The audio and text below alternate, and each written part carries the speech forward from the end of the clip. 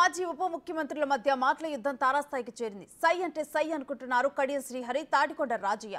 కడియం శ్రీహరిని పాతాళానికి తొక్కేయాలని తాటికొండ వ్యాఖ్యలు చేస్తుంటే ఎవరిని పాతాళానికి తొక్కుతాయో చూద్దామంటూ కడియం తీవ్రస్థాయిలో విరుచుకుపడ్డారు. మొత్తంగా ఇద్దరు నేతల మధ్య పోరు వరంగల్ రాజకీయాల్లో హాట్ టాపిక్ గా మారాయి. బిడ్డే నకిలీ నకిలీ నకిలీ అన్ని నకిలీ. ఆమె కులంతో పాటు మతాన్ని కూడా అగౌరవపరుస్తా ఉంది. ఇవాళ ఎందుకు కేకలేస్తున్నారంటే కడియం అంటే కడియంకి తగిన మిన్నడు రాజన్న చూస్తున్నారు, ఎదురు చూస్తా ఉన్నారు. సవాల్ చేస్తున్నా, నీకు దమ్ము ధైర్యం సిగ్గు శరం ఉండేది ఉంటే బీఆర్ఎస్ పార్టీ నుండి గెలిచిన ఎమ్మెల్యే పదవికి రాజీనామా చేయి. చూసుకుందాం రా వస్తావా? ఏదో సుప్రీంకోర్టు గురించి కాదు మాట్లాడేది.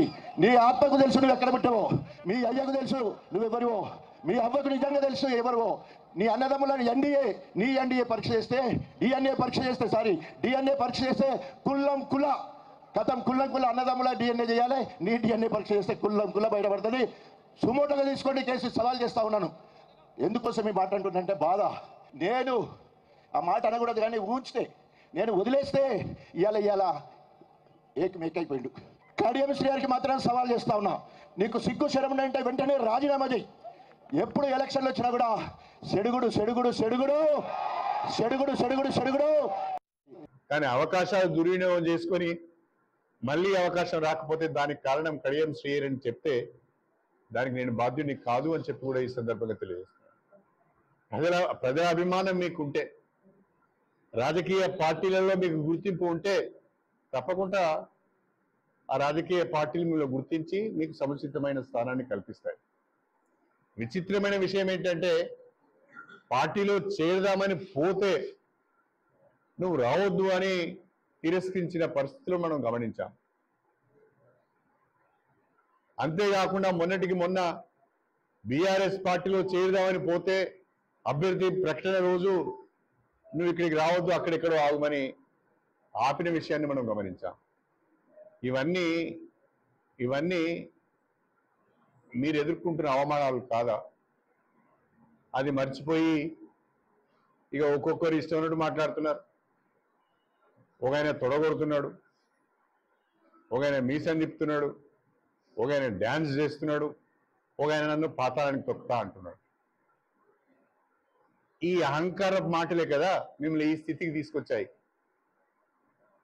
మీ అహంకారం మాటలు వినే కదా ప్రజలు మిమ్మల్ని పాతాళానికి దొక్కారు. అరే రై, మీరు పాతాళంలో ఉన్నారు, నేను భూమి మీద ఉన్నా అంటే నాకంటే కింద ఉన్నారు. మీరు పాతాళం ఉన్నోడు నన్ను దొక్కుతాడా, పైన ఉన్నోడు కింద దొక్కుతాడా? ఈ అహంకారం మాటలు మానుకోండి. ప్రజలకు ఏం చెప్తారో చెప్పుకోండి. ప్రజల మన్ననలను పొందండి. అభివృద్ధి గురించి మాట్లాడండి, ప్రజా సమస్యల గురించి మాట్లాడండి. ప్రజల మన్ననలను పొంది ఓట్లు సంపాదించే ప్రయత్నం చేయండి.